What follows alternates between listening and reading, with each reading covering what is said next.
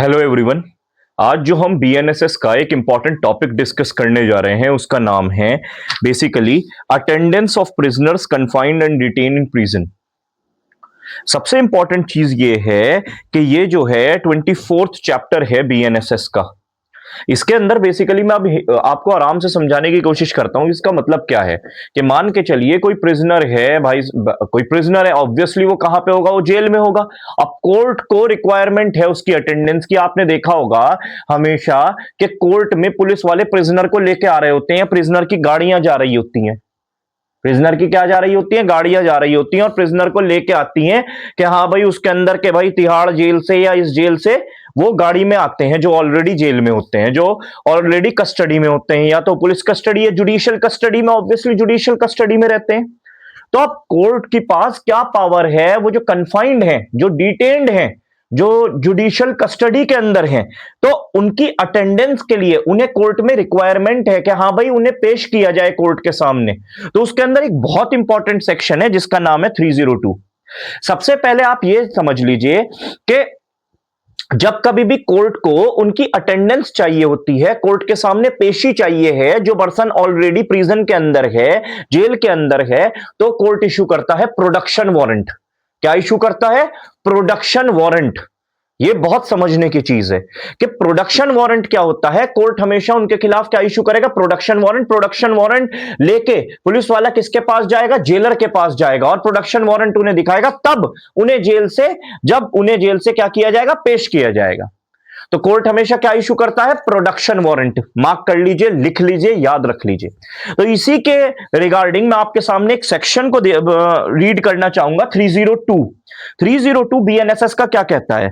Power to require attendance of prisoners whenever in course of inquiry, trial or proceeding under this संहिता it appears to the criminal court। Inquiry trial किसके सामने होती है? हमेशा court के सामने। याद रखेंगे तीन स्टेजेस हैं, इन्वेस्टिगेशन, इंक्वायरी और ट्रायल। तो इन्वेस्टिगेशन हमेशा पुलिस ऑफिसर करता है, मगर इंक्वायरी और ट्रायल कौन करता है? कोर्ट करता है। अदर प्रोसीडिंग्स भी लिख दिया इन्होंने, ठीक है।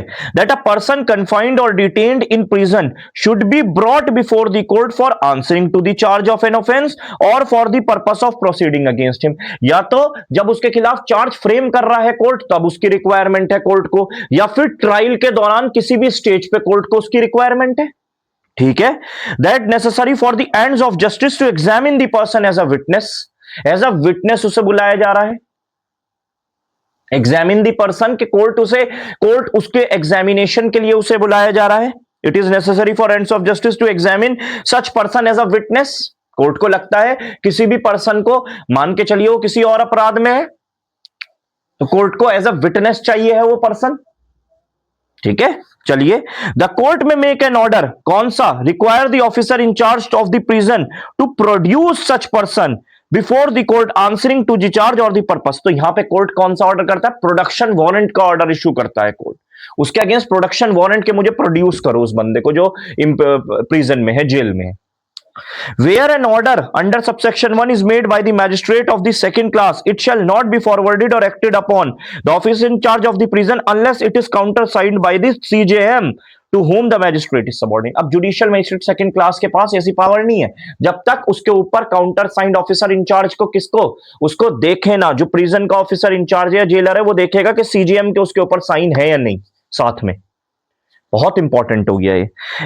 Every order submitted for the counter signing under subsection 2 shall be accompanied with the statement of facts which in opinion of the magistrate render order necessary, and the CJM to whom it is submitted may after considering such a statement, ठीक है, decline the counter sign। CGM की power है, basically discretionary power है, आपको लिख के देना पड़ेगा कि किस रीजन की वजह से आप उसे प्रोड्यूस करवाना चाह रहे हैं। तो याद रखिएगा 302 जो बात करता है, एक तरीके से प्रोडक्शन वारंट की बात करता है। तो याद रखिए ये होता है प्रोडक्शन वारंट। जब कभी भी कोई जेल में होता है तो उसे प्रोड्यूस कराने के लिए कोर्ट के अंदर उसके खिलाफ क्या इशू होता है? प्रोडक्शन वारंट लेके जाएंगे। अगर जुडिशियल मजिस्ट्रेट सेकंड क्लास है तो जुडिशियल मजिस्ट्रेट सेकंड क्लास की ऐसी कोई पावर है नहीं, जब तक counter signed by the CJM ना हो तब तक ऑफिसर इंचार्ज नहीं देगा, नहीं पेश करेगा कोर्ट के सामने। काउंटर साइंड बाय सीजेएम होना चाहिए, और सीजेएम चाहे तो उसे डिक्लाइन भी कर सकता है कि नहीं मैं तो नहीं साइन कर रहा हूं इस पे। तो इसी तरीके से ये जो था हमारा, ये अटेंडेंस ऑफ प्रिजनर कन्फाइंड और डिटेन्ड इन प्रिजन, ठीक है। तो याद रखेंगे कि कोई जेल में है या कुछ है तो उसके अगेंस्ट प्रोडक्शन वारंट इश्यू होता है, ठीक है। आई थिंक आप लोगों को ये टॉपिक बहुत इंपॉर्टेंट है, बहुत अच्छे से समझ में आया होगा। तब तक के लिए ऑल द बेस्ट।